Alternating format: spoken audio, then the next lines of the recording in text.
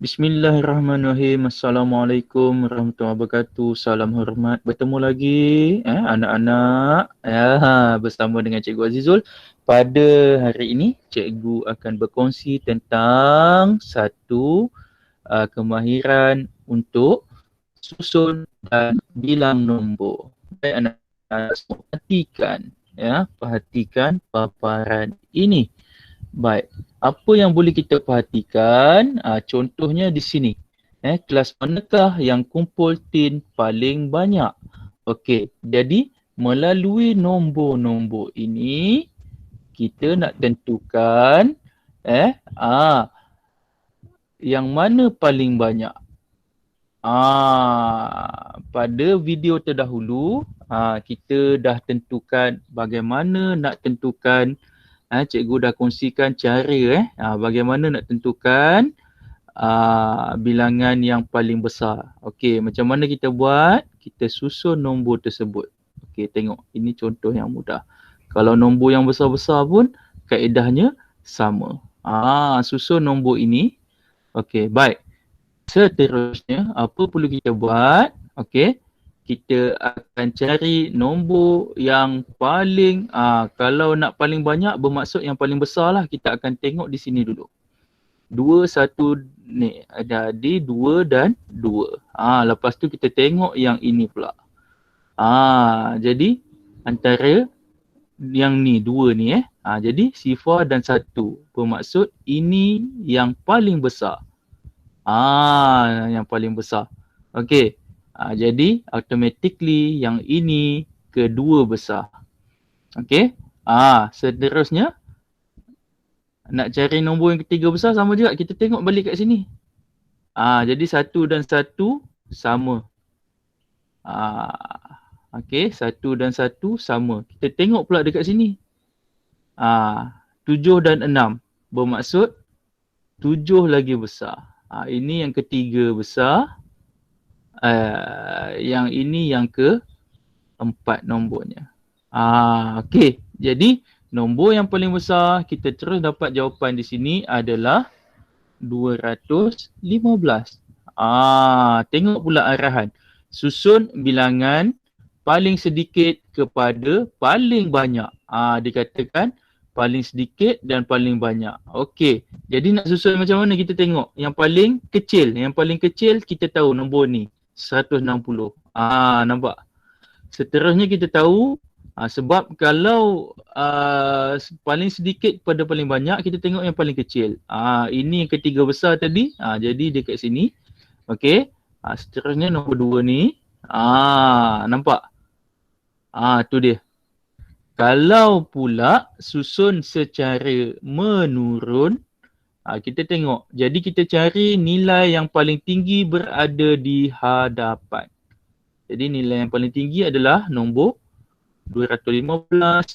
Ni nombor 2, 206, 170 dan 160. Jadi kita tahu ini menaik. Menaik bermaksud kecil kepada besar. Seterusnya menurun bermaksud nombor yang besar ataupun banyak kepada nombor yang kecil. Faham? Kurang sikit lah cikgu. Boleh bagi contoh? Boleh, tak ada masalah. Okey, kita perhatikan. Ini kaedah yang cikgu kongsi tadi. Okey, ini kaedah yang cikgu kongsi tadi. Bermaksud, sebelum ni pun kita telah, cikgu telah berkongsikan macam mana nak tentukan nombor itu yang paling besar. Kita tengok dulu rumah yang paling besar, baru pergi sebelah. Lepas tu dah check, baru pergi sebelah, baru pergi sebelah, baru pergi sebelah, baru pergi sebelah. Ingat lagi? Okey, kalau tak ingat boleh check video cikgu yang terdahulu. Okey, baik. Kita pergi kepada contoh sebelum cikgu berikan latihan. Susun nombor tertib menaik. Jadi, perlu buat apa anak-anak?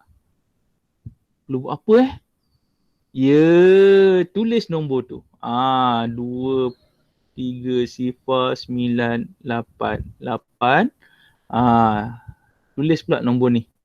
Jadi 4, 2, 0, 0, 0, 3. Tulis nombor ni. 1, 0, 0, 8, 9, 5. Dan nombor ini. 9, 0, 0, 0, 0. Okey, 2, 4, 6. Ada berapa sifar? 2, 4. 1, 2, 3, 4. Ya. Jadi, kita tentukan. Okey, disebabkan nombor ini nak secara tertib menaik, bermaksud daripada kecil kepada besar. Jadi, boleh kita cari dulu nombor yang paling kecil. Jadi, kita tengok dekat sini. Apa nombor yang paling kecil? 2. Automatically nombor ini jadi nombor yang paling kecil. Tulis terus.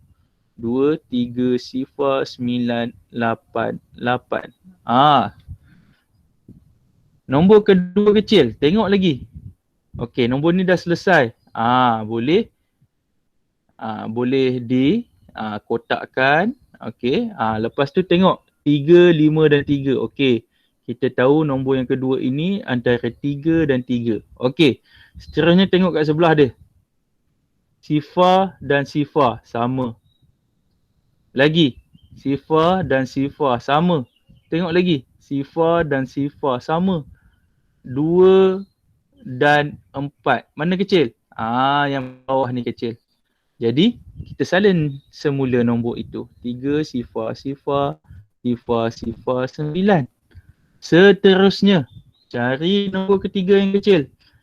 Tengok balik dekat sini. Maksudnya 3 dan 5 tentulah 3. Jadi kita tulis 3, sifar, sifar, sifar, 2, 4 dan yang terakhir tentulah nombor ini. Kita salin semula 5, 9, 8, sifar, sifar, 1. Nampak? Jadi kita telah dapat nombor secara tertib menaik, seterusnya tertib menurun. Kalau tadi ingat menaik daripada kecil ke besar. Jadi kalau menurun bermaksud daripada besar ke kecil. Jadi nombor besar yang mana? Yang ni. Salin balik. Sebab contohnya contoh yang sama. Cuma cikgu nak tunjukkan kalau menaik dan menurun itu apa bezanya. Okey. Okey. Seterusnya.